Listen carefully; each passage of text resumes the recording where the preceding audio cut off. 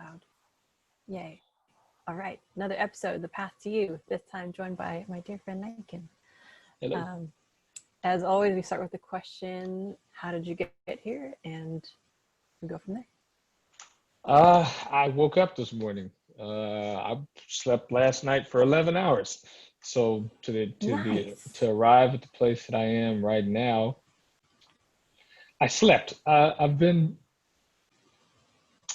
brain has been kind of heavy and saturated with projects that are either due at the end of this week or begin next week. So to get to the space of like restedness that I am now, I needed to sleep. So went to bed at 9, woke up at 11. Excuse me, not 11. Well, that's not 12 hours. I went to bed at 9, woke up at 8:15, something like that. So that's how I got here. Yeah. Yeah, needed it. And what projects are you working on? What do you do? I act. I had an audition that I had to finish yesterday, which I only got one day to work on. Not complaining. It is what it is. Everybody has just about the same amount of time to do these things. But it was quite heavy and a little challenging, and I'm a little rusty. So, the person I was working with, it just took about 2 hours and some change to really get it done. And then I actually leave town next week, going to Georgia for another film project. And I'm same thing, doing some character stuff, and it's just taking a while to figure out who this person is, So that's been weighing on my mind. And then I have a grant that I have to finish by Friday. So there's a number of things. A number of things. So that's why I needed those 11 hours to kind of decompress, and I'll jump right back into it later. Yeah.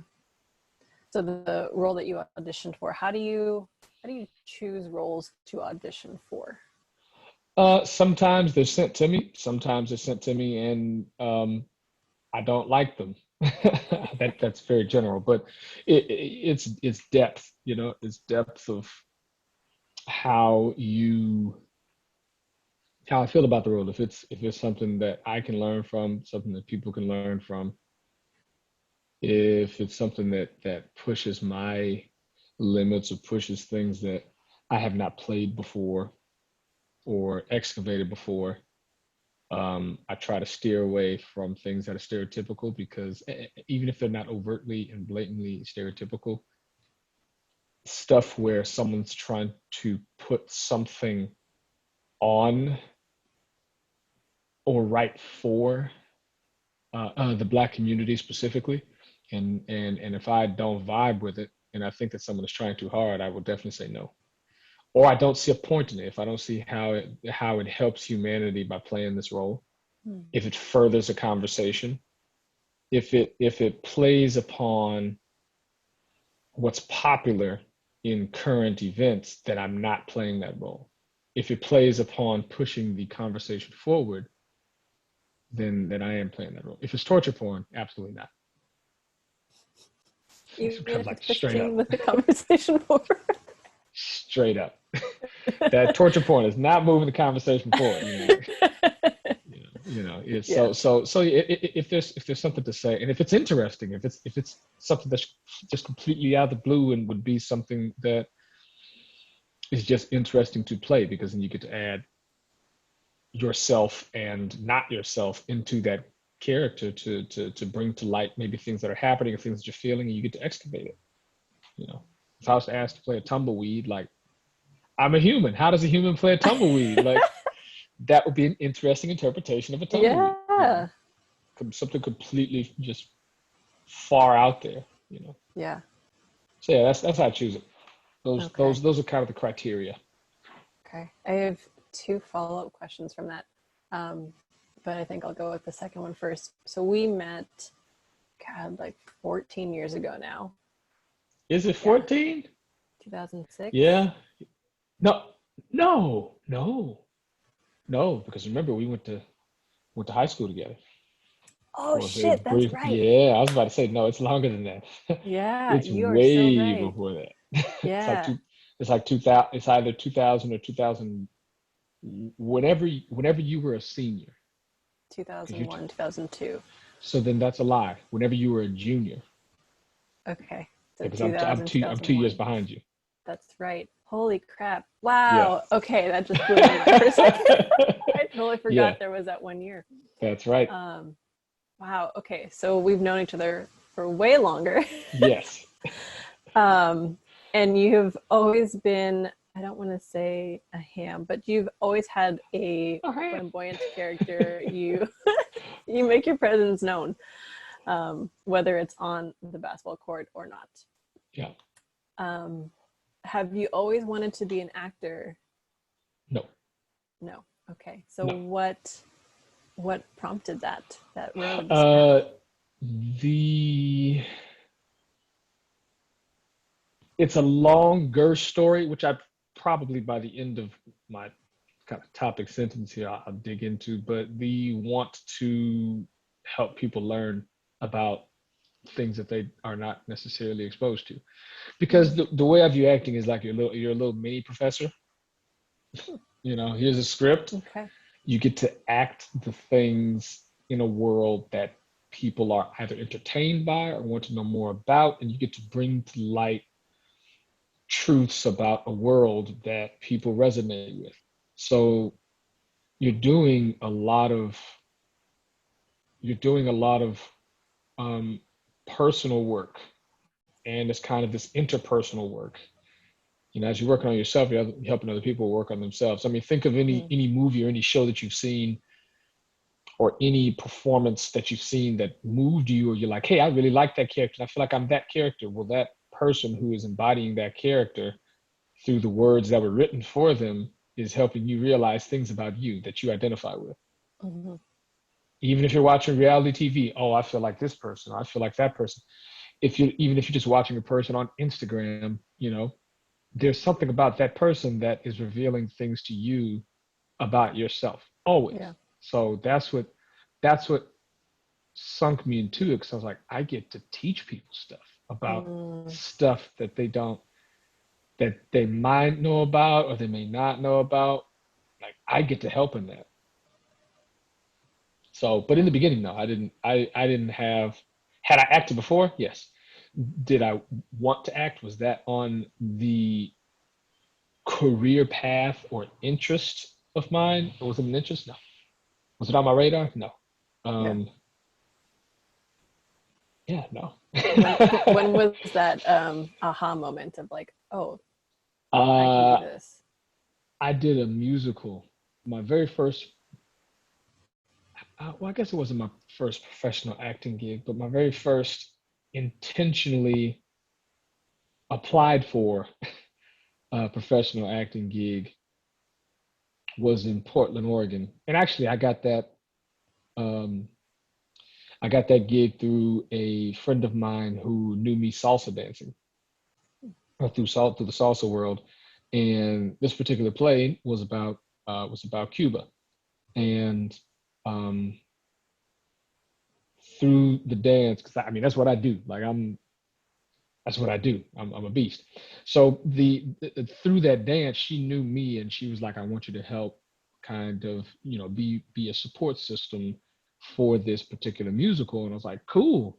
But I did not realize that I had to audition and be actually a part of the musical. Mm, So once I did that, and they ended up saying, yeah, well, this is the guy you talked about, he's coming aboard. That's when I got hooked, because I was like, okay, I'm around all of mm, these people who have these careers that are greater than my non-existent one at the time, and what they do and how they move and how they research and embody these beings is kind of natural to me. And I'm really enjoying this, because mm, already I enjoy explaining things to people. I enjoy talking things out, and hey, did you think about this? Think about that. So I get to now use it. I'm already good with my body because of basketball, because of athletics. I'm comfortable with who I am in my body, but I get to now pair that with things of interest and explain it. And at that point in time, Cuba was one thing that I was, interested in, especially the Afro roots of Cuban dance, um, of exposing people to. So I actually got a chance to do that in an acting environment, a theater environment. I was like, oh wow, that's what else could I do? Yeah. That always, that always kicks off a lot of things for me whenever I ask the question. Okay, well, how far can I go? You Mm. know, and so that was the catalyst. But that prior to her asking me to come aboard, it was not a part of my vision. It wasn't on my vision board. Yeah. Never thought about it. Yeah. Never So thought about it. salsa dancing, you and your brother are fantastic dancers. How is Yes. that something that you grew up with, or Nope. no? Where did you stumble upon that? My sister took the whole family out dancing my sophomore year of college. I think it was my sophomore. Yeah, it was my sophomore year of college. And we went out one night, Allegro Ballroom in Emeryville. It was fun, Wasn't thinking much of it. And then must have been the next summer, or maybe it was that same summer. I was looking for something more to do because I was in a business law class. I had summer school, I had workouts, and I had an internship. And I was bored because like none of that was feeding me. Mm. So I was thinking like, what can I do? I need to do something to shake things up because I'm bored. And Mm. so I just remembered the time that we all went salsa dancing. And I was like, oh, that would be kind of fun to kind of get into. And so I did. And now, what is that? Almost, I guess it's not 15 years, but it's close enough. 13 years, 12, 13 years later, I'm still dancing. Nice. So the catalyst was boredom. Did you take a Yeah. class in college, or was it like you just kept going back to the ballroom? I went to the ballroom and took some of their classes before the social dancing. Mm. And then maybe a couple of weeks in, I brought Zenon with me. Zenon's my younger brother, for those that, put two and two together. I brought Zenon in. I think he was 14 or Wow. 15, something like that. And so I was like, oh, this is fun. This will be fun. Come do it with me. So, okay. So, and then from there, we just started going to the socials because at Allegro, there's no age limit. Mm. Um, or age requirement. And so we started going there and then we stopped going to the classes before and just started trying to figure it out, watching people and just trying to figure it out. Yeah. And it grew from there. But yeah, that's yeah, no classes, it's not that I didn't believe in classes, but once you start dancing, you start realizing, okay, the classes are necessary. I think later on down the line, once you kind of, I really like this, then you start peeling away at what salsa really is. Mm-hmm. It's an amalgamation of a number of different dance forms, different music. It's heavily, you know, heavily West African based, Mm. very I did much not so. know that. Yeah, yeah, yeah. If we're talking about the roots of what is now called salsa, it's if you just peel away everything, for the music being jazz based with jazz rhythms, um, um, religions that have been preserved in Cuba and then expounded upon, that goes into it. Mm. Um, um, poly rhythms, poly drum rhythms, like it's very Afro based, Yeah. very very much so. Yeah. I mean, there's It's song and interesting. there's a lot of stuff. I was going to say it's interesting. I went to the Indigenous Sunrise Ceremony on Alcatraz a few Hmm. years ago. Have you ever been?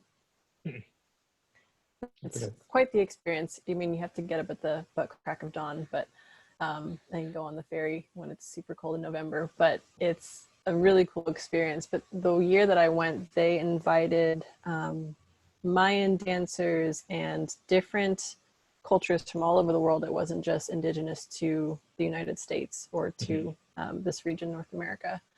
And people were dancing, and I was looking at all the different people and types of cultures that were there from all over the world, and so many of the dances were similar, like just sort of some of the hops and just the drum beats.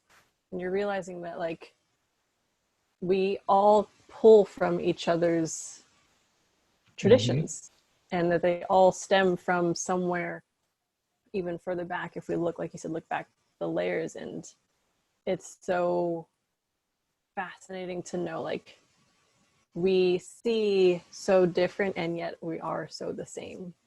Oh yeah. Yeah. Oh yeah. I mean, even if you just stop and look at the similarities, one that you pressed upon is drumming, right? Mm-hmm. These large person-made instruments with, whether it be cow skin, goat skin, lamb skin, what have you, stretched over the top, bound down, beat upon so that it resonates this loud sound of different pitches, so that you can Mm-hmm. really have something that is very melodic, but it resonates amongst the ground. Like a lot of, I Mm-hmm. feel that is a fundamental aspect or instrument in, particularly to the event that you're speaking of, to a lot of those native cultures, if you will. I mean, dancing using footwork, whether it be stomps, whether it be, knee raises, this type of stuff that we would think of as aerobic, but is just truly natural in the praising of the earth of which you come from, right? Mm-hmm. It's very similar if we're talking about, once again, these you know, native of the earth cultures, right? Of the earth people of which we are coming from. Mm-hmm. You know, there is dancing upright, but there's crouching low to the ground. It's a Mm-hmm. lot of the same things. The rhythms may be different, but what you're doing and how you are celebrating, or how you are participating in a ceremony, conducting a ceremony, like, it's pretty similar. Mm-hmm. Pretty similar, Yeah. Not a lot of, let's say, closed partner dancing, if you will. Mm-hmm. Um, Not to say that there's not partner dancing or group dancing, but it's foot based, it's drum based, it's all there's definitely similarities in a lot of it. Yeah. Yeah. Um, so you talked about basketball a little bit, and that's something that we have in common. And it seems that I'm recognizing that a lot of athletes, particularly basketball players, but across the board, that there are people who are athletes who also have a sense of arts. So whether that's being an actor, dancing, um, have you found that crossover throughout your life, or do you feel like you had to choose one or the other growing up? Growing up, choose one or the other. Afterwards, you realize, oh no, I don't have to choose. I can Yeah. do both, or I can leave one behind and pursue another thing. I mean, the going through an athletic pipeline, there is not a lot of advocacy for you jumping outside of the pipeline because of, I mean, just point blank, the people that are your coaches, that are your mentors with regard to your sport, are focused on the sport. Mm-hmm. And what has gotten them through the good times and the bad and given them success is the sport. Mm-hmm. With that does not come the mindset to explore outside of that is not apparent. Right. And it's also, I think, tied to a lot of, for lack of a better word or concept, gender roles, to where if you are this masculine individual, even if you are masculine, there's even masculinity within it trickles down into with regard to basketball, women's basketball as well, both the men's side and the women's side. I believe the masculinity and staying focused, hard edged, hard nosed, tough. That does not scream arts. Arts is thinking completely outside of the box and allowing for you to be the possibility for you to be fluid and be open to other possibilities and ways of thinking.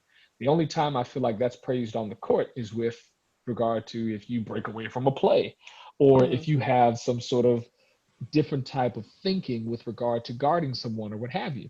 Mm. That's when it becomes an artistic. That's when the artistic value is given its due process in court. You know what I'm saying? That's when it's praised. But just saying, hey, I want to, it's a herd mentality. We need to be together in order to win these games. Mm-hmm. If I say I like the way this coat fits me, that seems different. Mm-hmm. So it's not something that, or I can count on both my hands actually, the amount of teammates throughout the years that have shown that they wanted to do different things and being seen as other. So by being seen as other, that is not contributing to, it's kind of throwing you as an outcast. Yeah. And as a kid, that could be very influential on you because we're malleable as kids. We go, well, I want to be a part of the herd mentality because that helps us win. So why be an other? So let me just keep this to myself. So I don't, there was not a crossover growing up. All that to say, there was not a crossover growing up. Yeah. Looking back, yeah, there was an interest in dance. I loved to draw. I mean, I was a nerd, a little math head, a little science head, not meth head, math head, a little, math head, a little science head, you know what I'm saying? But that even just getting good grades is seen as other. But you just have to continue doing what you're doing. So no, there was not much crossover until young adulthood. And I was like, well, this is what I like. So I'm just gonna go do this. Yeah. And it's something completely different than what I have known all my life and what has been fed to me all my life. It's completely different. Yeah. And I'm going to enjoy it. I've been one within myself to forge new roads, and so that's what I did. Yeah. Even one of my good friends, he's an actor in New York. He's up and coming. He's been in a number of things already. There was a film that went to South by Southwest that he was in. And from a very young age, he had been interested in acting, in theater acting. I can't imagine any basketball player when you're a teen being like, hey, I'm going to come to your play. I can't imagine anyone actually genuinely wanting to do that. Yeah. There would be fun, you'd make fun of the person, but you wouldn't actually go and support them in their endeavor. Your teammate, you're not going to do that. And if you went, you wouldn't understand it because we're doing this the whole time. Right. Or you may be afraid to speak up and go, I really like that. How can I get into that? So no, there's no crossover. It's what it is. Yeah. Do you think it's changing?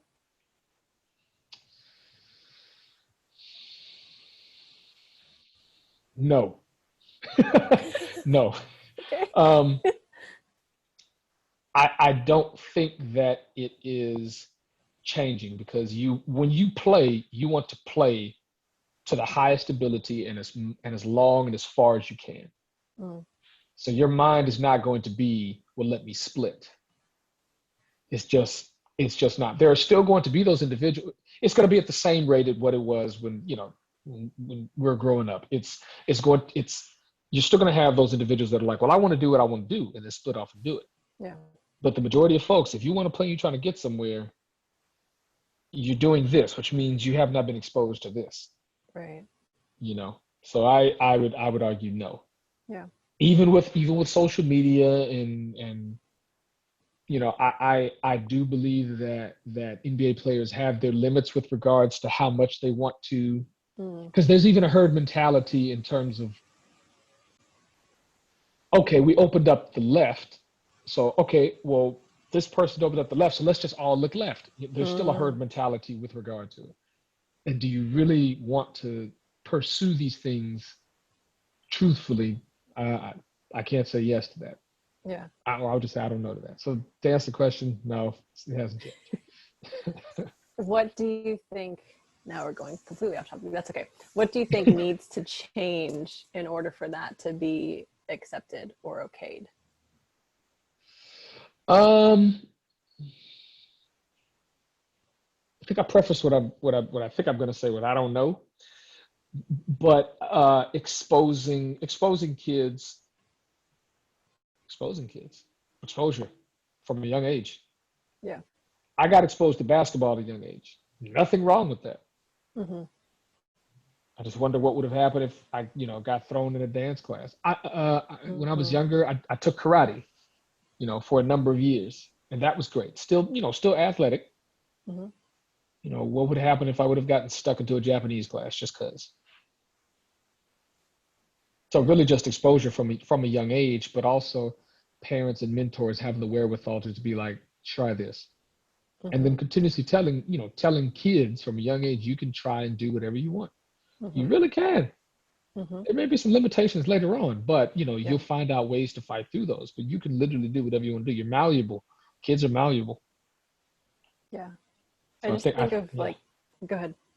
No, I think that's just it. Is that kids are malleable. So getting them at a young age, you know, um, and keeping in mind when they have an eye for something, pushing them to explore it.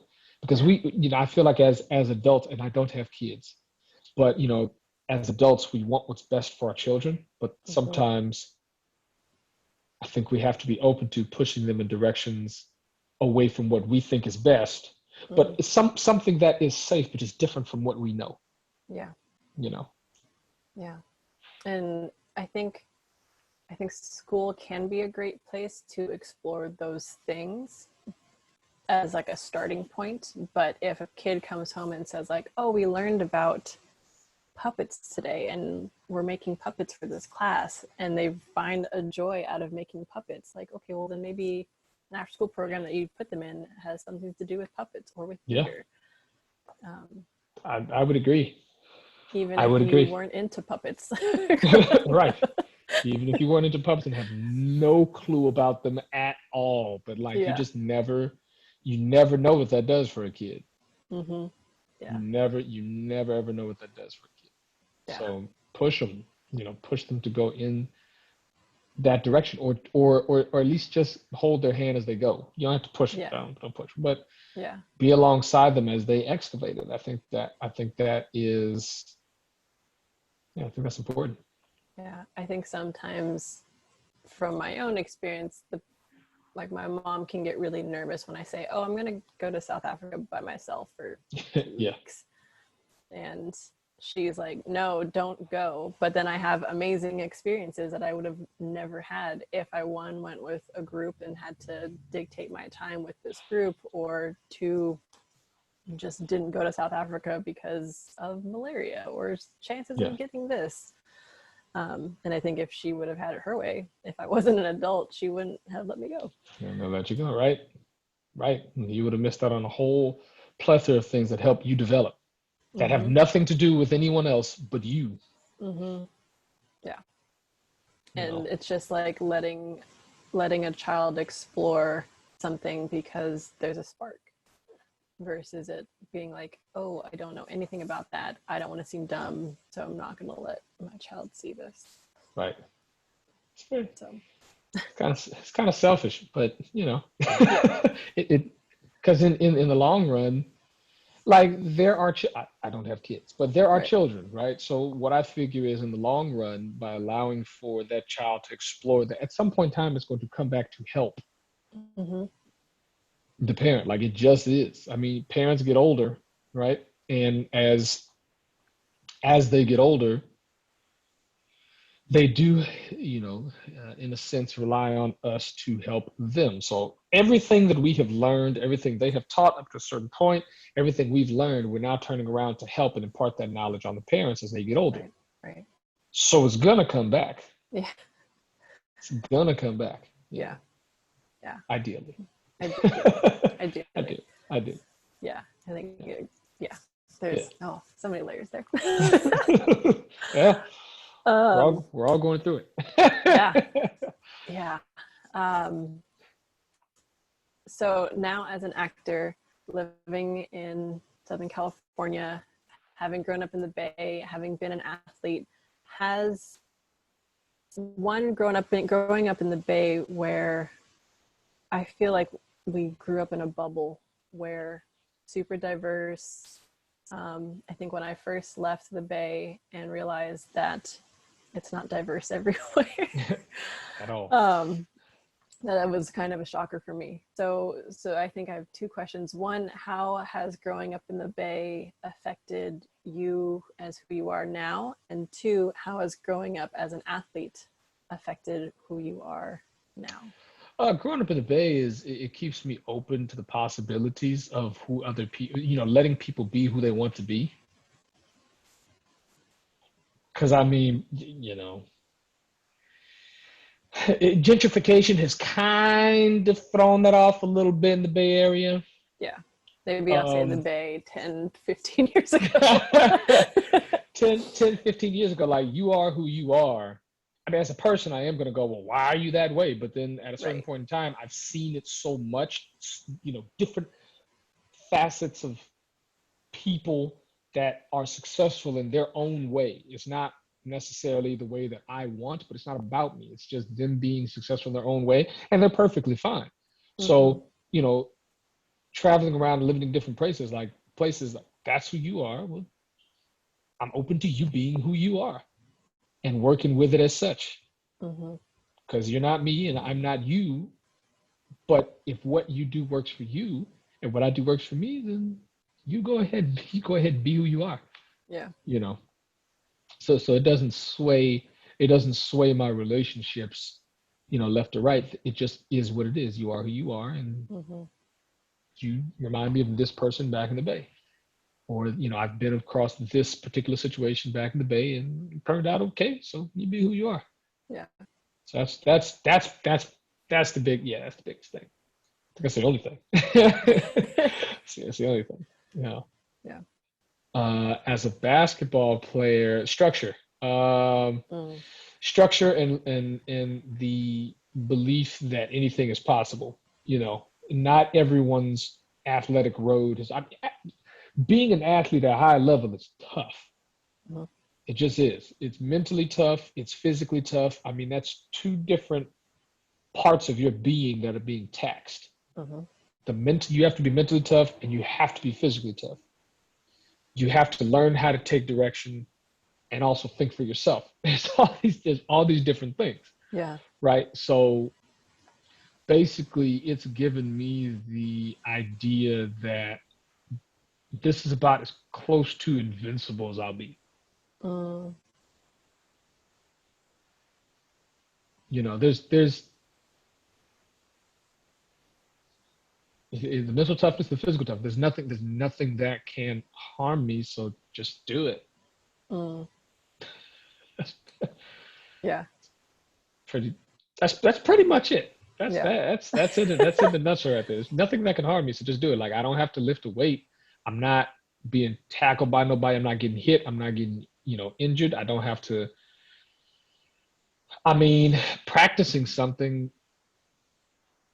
If I'm shooting 1,000 jump shots, like, if I have to practice, I have to sit down and read something and practice something. So, for example, practicing my lines. They're lines. I'm not being as physical. I don't have to go shoot 1,000 jump shots and worry about, okay, well, I set a benchmark that I got to make 70% of them. So I physically have to go do it. I have to turn that Mm-hmm. thought into an action. I do have to turn a thought into an action, but I'm just walking and doing it while acting. You know what I'm Mm-hmm. saying? I don't have to go chop nothing. Like, it's not as physically taxing. It's not as mentally taxing. So it's no big deal. Yeah. Just go ahead and go do it. You know? Yeah. I think that's something that I think can set high level athletes apart from people who have never experienced being a high level athlete, is that mental and physical toughness. Like, I literally can do anything. Yeah. But there are also some high level athletes that don't have that mentality, that end up not knowing what to do when they're done playing their sport.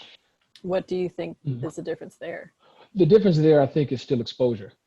Mm, and okay. and some of it can come from the lack of you being open to exposing yourself to different things. Some of it can come from your background, your upbringing. Mm-hmm. um because quite literally, if you are a high level athlete, you have all the tools to succeed. Mm-hmm. You do. Now, whether you choose to act upon those, or whether you have been someone has initiated the thought in you that you can, because there's so many overlaps. There's Mm-hmm. so many overlaps between being a high level athlete and running a business, Mm-hmm. or working for a Fortune 500 company if you want to, or a nonprofit, or if you want to be an actor, or if you want to be an accountant, or if you want, like, there are so many overlaps. There's so many overlaps. And I think at the end of the day, if you're tired of sitting down, you can get up and go move your body because you know how to do that. Mm-hmm. Very important. But if you have not been exposed to or given the green light, or given yourself permission to explore other things, the stigma against athletes is that athletes are dumb. Mm-hmm. So the only thing that athletes are interested in is dribbling a ball, Mm-hmm. or throwing a ball, or Mm-hmm. catching a ball, or kicking a ball. Just taking whatever action you want with the ball. Like, that's, Or just running. or just running. Yeah. And I believe that is so far from the truth. But what you Mm-hmm. have to realize is that over time, there's tunnel vision, right? Mm-hmm. And I am focused on this goal. Now I achieve this goal. Now what I don't realize is that this goal starts to dwindle at about 28 professionally. Because that's Yeah. old. You know what I'm saying? Like, you're starting to get the skills. You have a whole nother life ahead of you. Mm-hmm. You also have, through your celebrity, through the organization that you're a part of, because everyone wants to be a part of something that is big, right? Mm-hmm. You have the ability to reach out and access people. Mm-hmm. Your work ethic is bar none. Mm-hmm. And if we're talking about, working in a capitalist society, your work ethic is bar none. Like, nobody beats you in terms of work ethic. Mm-hmm. So in terms of learning something, you can do that. Mm-hmm. If you do have a learning disability, that is one thing, and there are places where that can help you. But Mm-hmm. your learning curve, I don't think is as long because of your ability to work hard. It's programmed in high level athletes to work hard. Yeah. Yeah. And we have a very underrated imagination. Mm-hmm. Just by way of what you can craft on a court or a field or in the gym or on a mat or what have, like, what you can literally craft, and how you come up with those ideas, and those go from ideas to action. You are a creative being. Mm-hmm. You're an artist, straight up. Yeah. you know and you want to look for and find things that really move you, no matter what it is, and you'll Yeah. work hard at it, and you will make it grow. Yeah. There's a whole nother aspect about money management I won't necessarily have to talk about now, but you know Well, that goes for any adult, or like it goes to any anyone adult, too. yeah, that's a whole nother thing. But yeah, you have a high tolerance for a lot of stuff. Mm-hmm. Yeah. I It's just was, now, reprogramming yourself to expose yourself to different things. yeah. And I think sometimes, like you said, we can have that tunnel vision of like, I think of the quote by Bruce Lee, like, I fear not a man who knows 10,000 kicks, but I fear the man that knows one kick and has practiced it 10,000 times. Yeah. And we can have this vision of like, okay, I know how to dribble a basketball. I know how to score in a hoop, but I got there because I practiced that for hours and hours and hours. And I had the discipline to do that and prime my body to do this. It's like, okay, now take that mentality and shift it into, say, you're passionate about numbers and you want to Yeah. be an accountant. So it's like, okay, now taking that same discipline and practice into this area of your life. Right. So it's just taking the blinders away. Yeah. And shifting that same work ethic. Mm-hmm. Because work ethic, I think, is a skill. Mm-hmm. I don't think it's an art form. I think that's a straight up skill. Yeah. And a fair amount of people have it in different ways, but once again, if you're a high level athlete, you have it at a level that nobody else has. Mm-hmm. You get up in the morning to go lift a weight. for later on after the summertime when the season starts, you know that you will be in peak condition and you will have, increased your muscle mass. Mm-hmm. Like that's, you run every day because you know that your lung capacity is going to be that much greater, so you can do different things. Like Mm-hmm. stuff that is not completely necessary, you're doing voluntarily. Even Mm-hmm. when coaches like, we don't, there's like a week of no practice. What are you still going to do? You're going to go out and run. Yeah. You're doing things that are not absolutely necessary for the well-being of your life to create opportunities for yourself in a society that you bought into, right? Mm-hmm. Or that you've had tunnel vision for. So imagine taking that and doing something for something that's super important to you Yeah. after you get finished playing, because that's important as well. But after you get Yeah. finished, just imagine doing that, and it's something that's detrimental to your well-being for the next 50 years. Yeah. Like you can do it. Mm-hmm. I'm simplifying it, but you can. Just think about that. Yeah. And then on some level, it is that simple, but I think we are the ones that make it difficult by saying, "Oh, I can't," or somebody's going to think about me in this way. It's like, no, just Yeah. think about what actually fuels you and brings you joy. And Right. so what if society says, oh, that's wrong? Like, well, that society's bad. Right. It's society's fault. I mean, I have been, when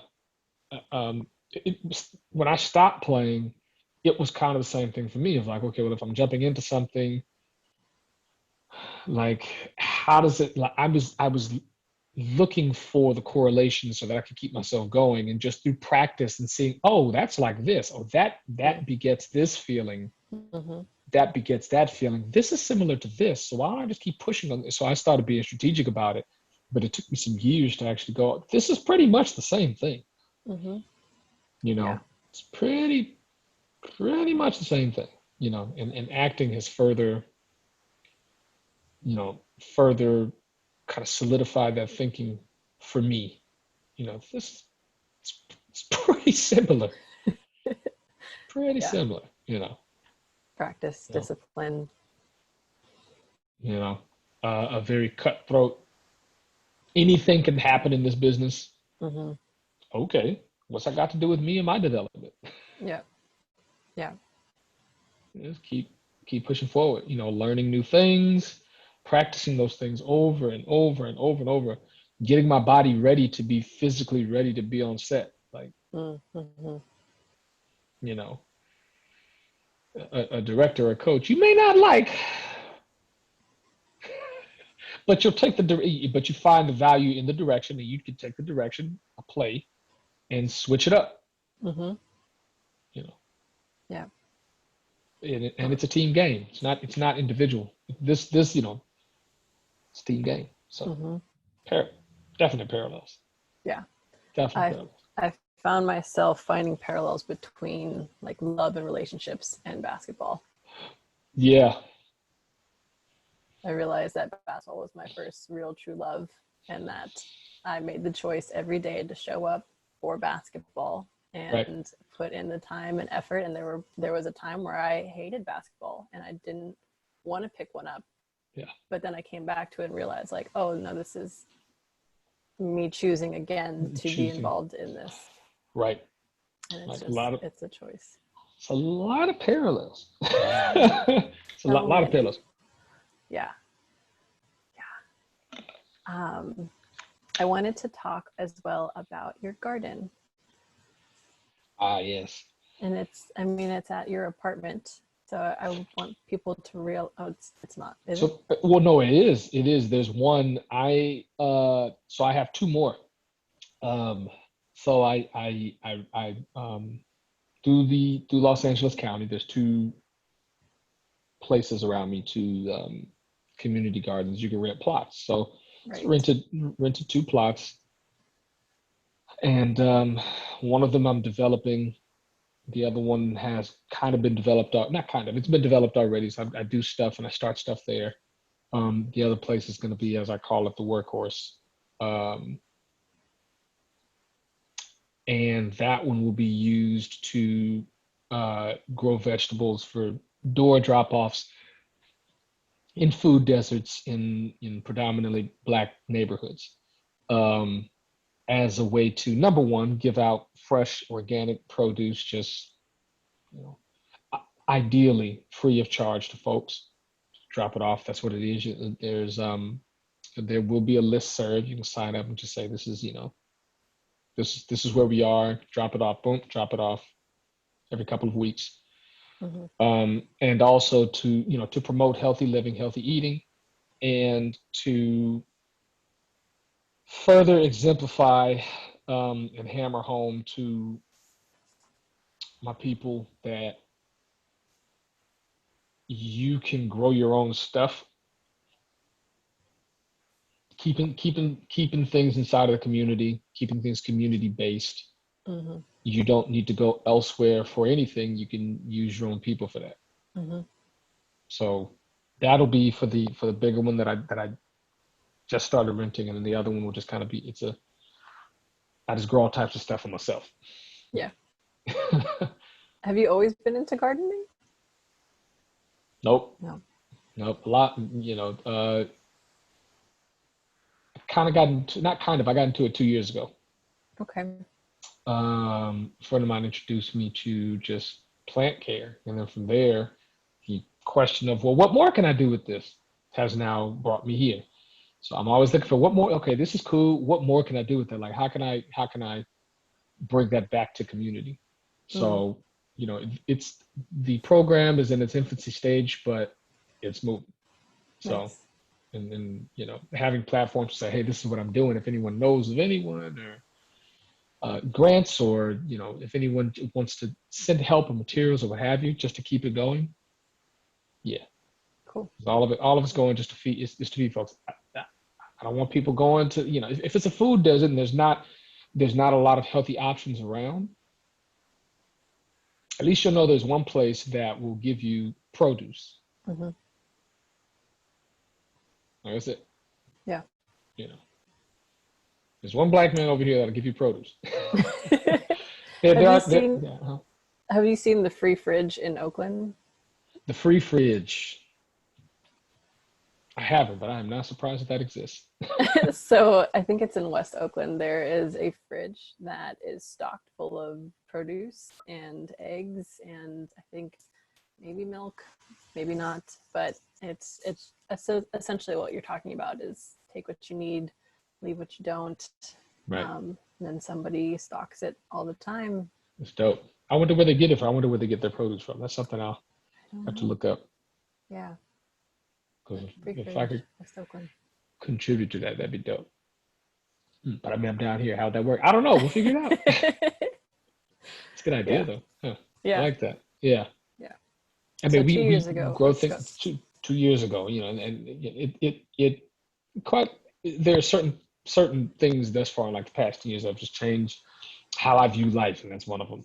So it's like, what's more important than, well, oxygen, number one, food, number two. There's nothing more important than that. Sleep. Yeah. Maybe some water. Water might be right underneath oxygen.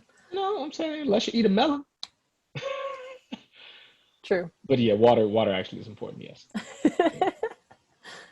You know what I'm saying? Yeah. But if you take care of a plant, the more trees we have, the more oxygen we have. Mm-hmm. The more it cleanses the air, the more it gives back to the soil, the more it's this whole thing. So there's nothing, what's more important than that? Yeah. Nothing. Without that, you can't pay rent. So you can't say rent, a place to live. Without oxygen, you have no place to live because you're dead. So trying to think of what is more important than that. And I can't think of anything. Mm-mm. Yeah.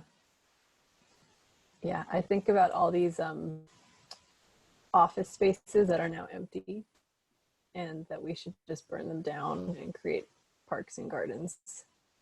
I think that'd be great. Yeah. Well, where are we going to work? You need to eat. I mean, you've been working from home, so... Exactly. So what do you need that for? Continue to work. What do you need that for? And then while you're home working from home, what you going to eat? I think it just goes back to the essentials. Like, what do you you can work, but don't you take lunch breaks? Why do you take lunch breaks? Because you need to eat. So really, what's more important than that? If you work from home and we have plots of land, whether we divvy it up or whether it's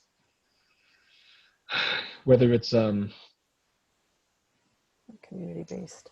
Community-based, because I was going to say not the local government. I don't know about that. But if it is community-based, and let's say specific people, work on the squash for the year, work on the cucumbers for the year, work on lettuce, work on beets, work on this, work on that, things that have calcium, things that have protein, all these different things. If we focus on that thing and then we divvy it all out, like, you ain't got to worry about nothing. Mm-hmm. Whole Foods would be mad. I get it. But so?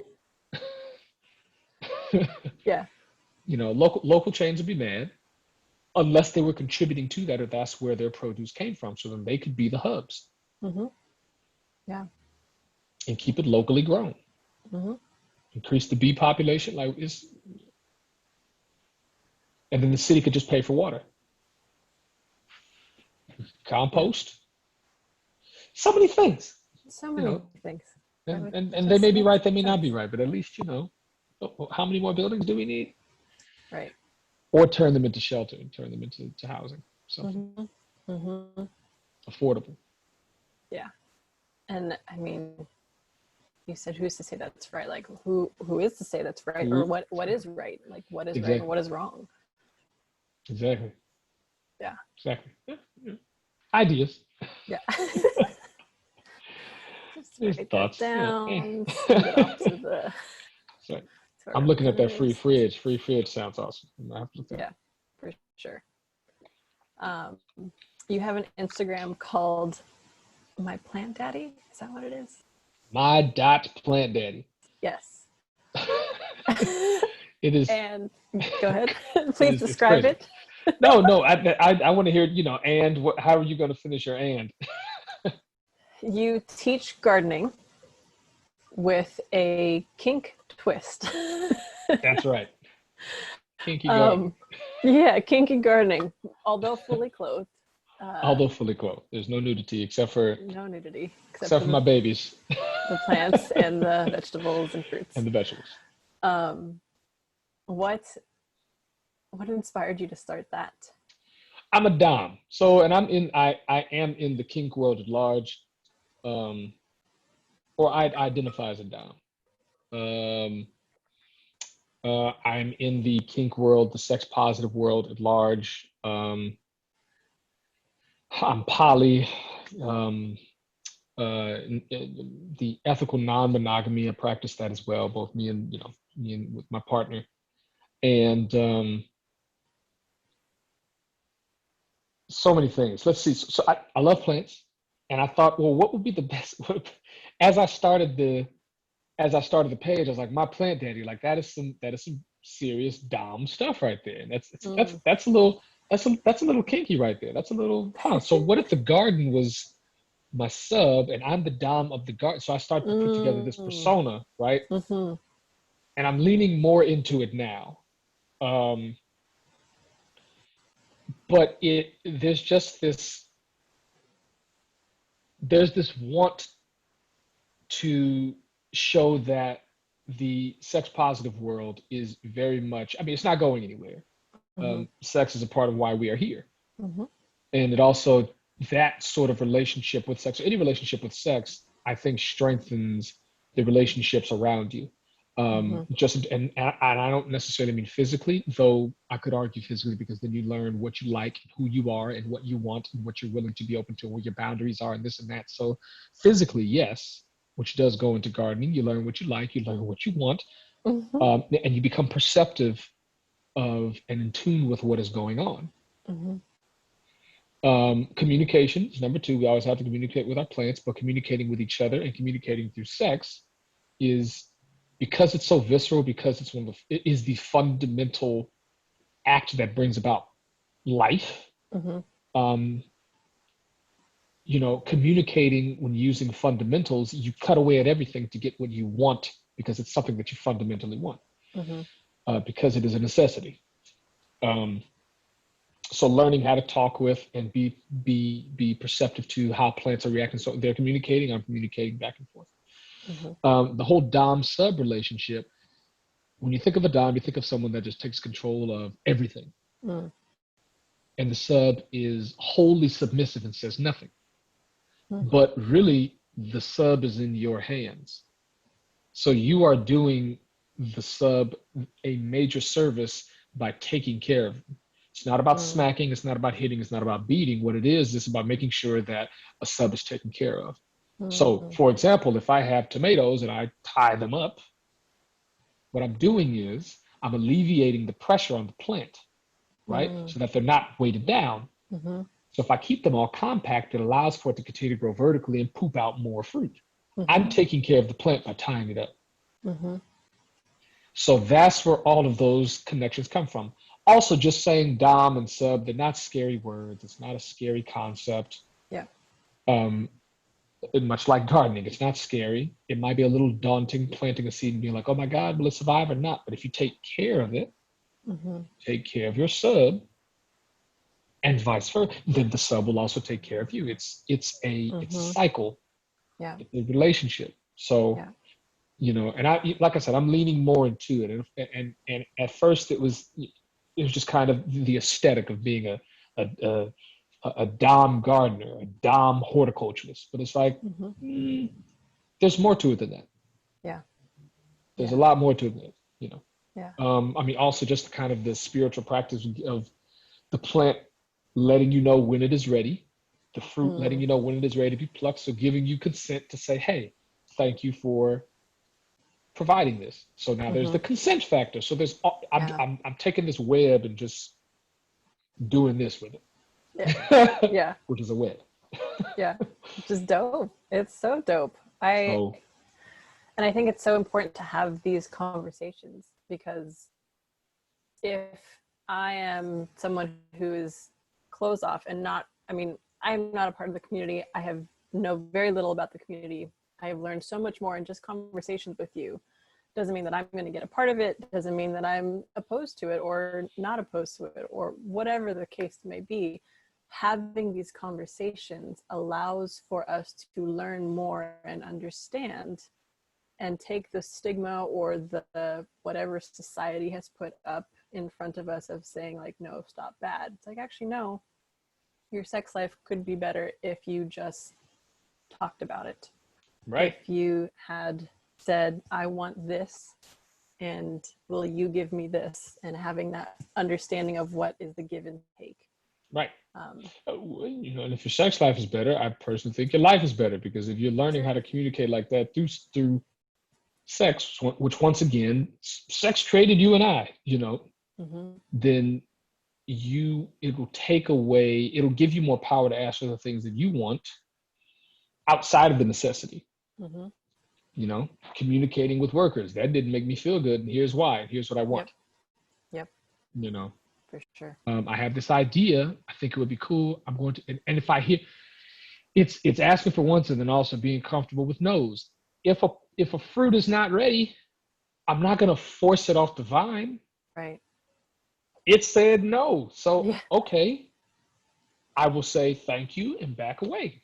Yeah. Until it, unless it, and it will give, it has its own prerogative, whether it wants to give the consent for you to take it or not. It could change its mind. It could shrivel up. You have to allow for something it could shrivel up and die, which means it's a definite no. Yeah. And you have to be okay with a no. But you have to ask for it. Ask for the yes. Don't expect for it to be a yes. Don't expect anything. You ask for it. If it is a no, okay. What skin did I lose? Nothing to do with you. It's got nothing to do with you. Yep. nothing to do with you at all. Like 0%. Yeah. So that's the hope. That's the communicative sex positive aspect of my plant daddy. My whole persona is that. It's teaching you to kind of work with these things and eliminate these stigmas. And also, it's okay to be you. It's okay to like what you like. There are others that are like you out there, and learn how to sit in that in your own comfort that, hey, this is I don't change who you are, be who you are. No. Yeah. Yeah. I have questions. So there's the concept with sex that I am still trying to understand, I guess, is like the spiritual aspect. And from my understanding, when people have sex, there is an energy exchange happening. Mm-hmm. And that sometimes spirits can get intertwined in the process. And so for me, I'm very cautious about, having learned this, moving forward, who I am intimate with.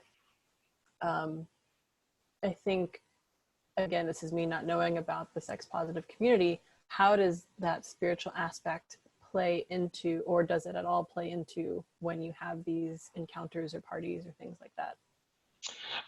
I do believe that it does. I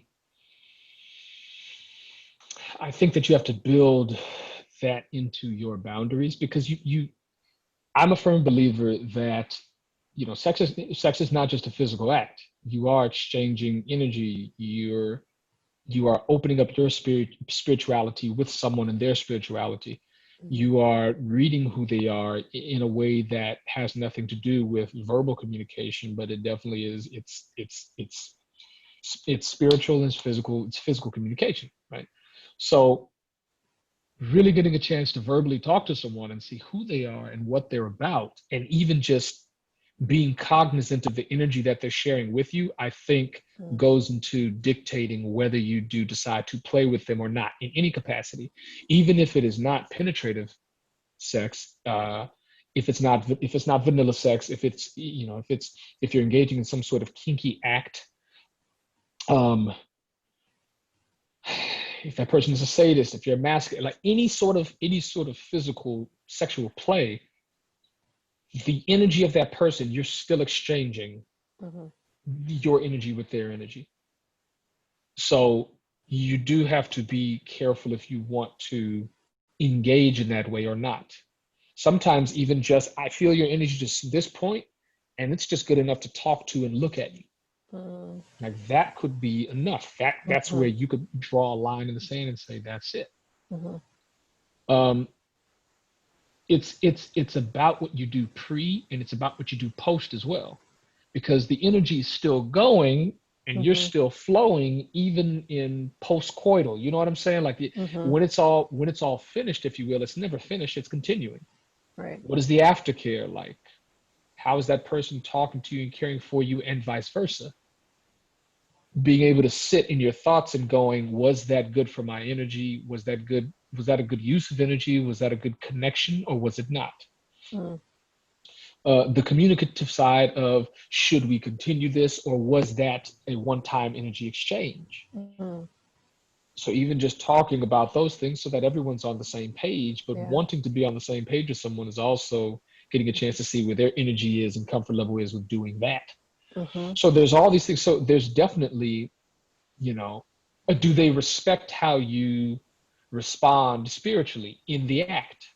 Do they find it weird? Are they intrigued? Are they indifferent? How do you feel about that energy? There's all these, I think there's all of these things that pass the physical. It's past just the physical. You're hot, you're cute, let's do it. But there's so much more than that, because you are giving spiritual access and access to your energy. So I think setting up boundaries so that you have check-ins with yourself and check-ins with that person are I think necessary.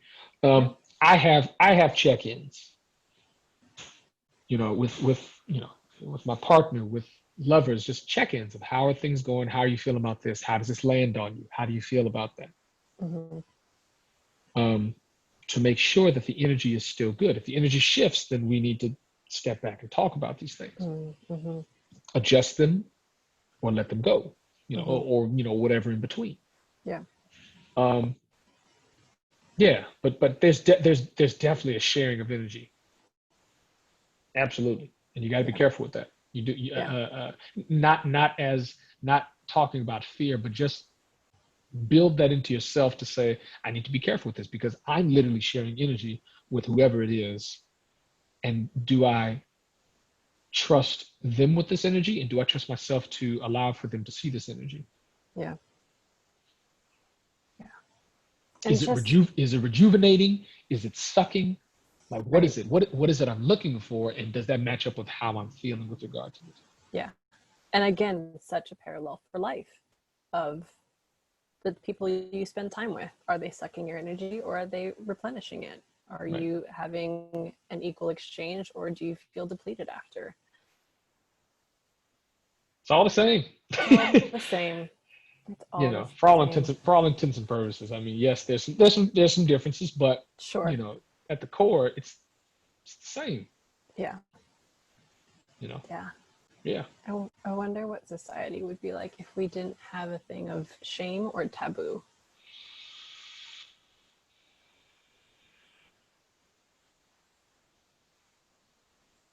I don't know if I'm going to be a pessimist here. I don't know if that would ever be possible. Mm. I don't know if that would ever be possible. I mean, just going, what would society be like? We could think about what it would be like, but realistically, because I think you build shame or whatever a reasonable facsimile thereof, and shame and taboo. I think those are built upon your own experiences and how you interpret them, Mm-hmm. and how if you have witnesses or partners in that experience that you experienced, in that event that you experienced, how you all agree how you interpret that, and Mm-hmm. you build your own culture, if you will, out of what you have experienced. So I don't know. Mm-hmm. I don't know if that would be possible. Yeah. And that's not to say that taboo and shame is positive or negative, but I think it just Right. is what it is because you're building language around what you know Yeah. or what you think you know. Yeah. And then it's also, I think, like you said, it doesn't have to be positive or negative, but for everything there's a yin and there's a yang. So if you take the shame and grow from it, you've become a better person from it. Right. So I think. yeah. I think. Uh, yeah. Yeah. How do you deal with it? How do you grow from it? How do you how do you recognize it and accept what has happened so that you can heal Mm-hmm. or drop or whatever that action is? Yep. You know, how do you process it? Yeah. How do you integrate? Was it your fault? Was it not your fault? So many different things go into that right there. You Mm-hmm. know what I'm saying? Like Mm-hmm. so now there's shame about exposing this because of, but have you accepted it? How are you processing it to get to that point? Right. You know, Yeah. with sex being taboo, like why and which religious group coming to discover America, which religious group enacted that juxtaposed to whatever they discovered here? Like why? Yeah. Because how did your child come out? Through sex. So how the fuck is it taboo? Yeah. And why at that time are there sex workers that that some family member would have you frequented? Why is it taboo? Mm-hmm. Yeah. What are we trying to accomplish with this? Oh, yes, yeah, yeah, Yeah. yeah, And I think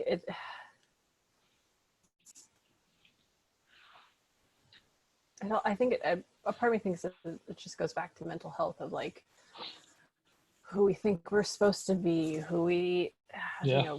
fulfilling expectations of parents. Well, that doesn't really fulfill me, so why am I going to fulfill that? And like you said, checking in with yourself, like, does this fulfill me? No, it doesn't. Okay, then why am I still doing it? Why am I doing it? Why am I here? Your energy can be used better in other places that you either don't know where they are or you know where they are. It could be either one, but your energy does not belong there. And there's nothing wrong with saying, no, Mm-hmm. no, thank you. This is not for me. Mm-hmm. And it's You better know, if you say no and this isn't for you, because then that opens up an opportunity for someone to say yes and for you right, to find your yes. right. There's no FOMO here. If it's not yours, it's not yours. Yeah, If that's what's not for meant you, for it's you. not for you. So what if it was good for someone else? It may not be good for you. Let it Mm-hmm. go. Mm-hmm. Yeah, the comparison game. Like only Oh, you can have your experience. Nobody else can. nobody else can. Yeah. And when you both sit down, you'll both be admiring each other. Mm-hmm. Like, oh, that's so cool that you did it that way. I would have never done that, but that's okay. Right. Yeah. You how you live is how you live. You know, Mm-hmm. it's like, yeah,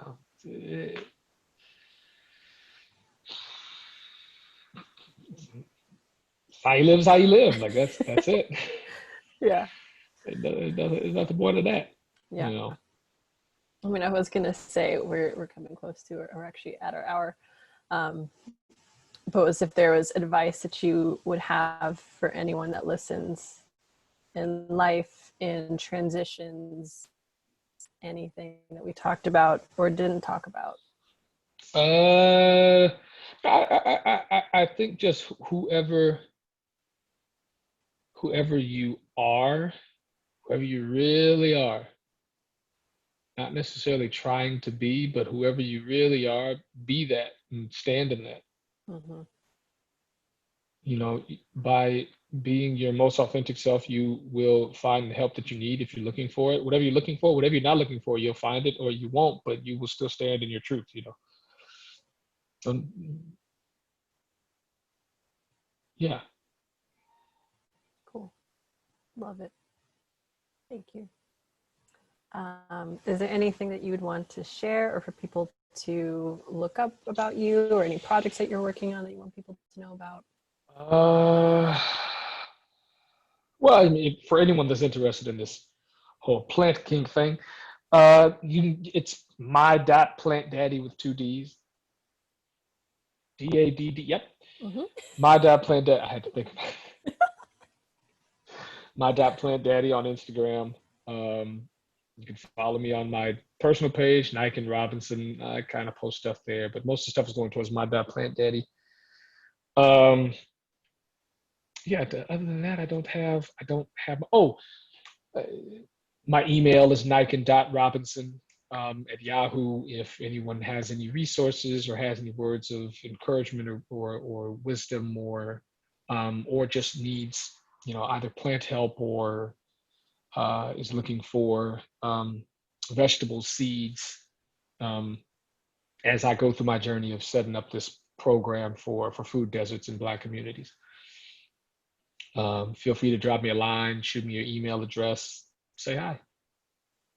Cool. I will include those in the show notes. And always, it's a pleasure to chat with you.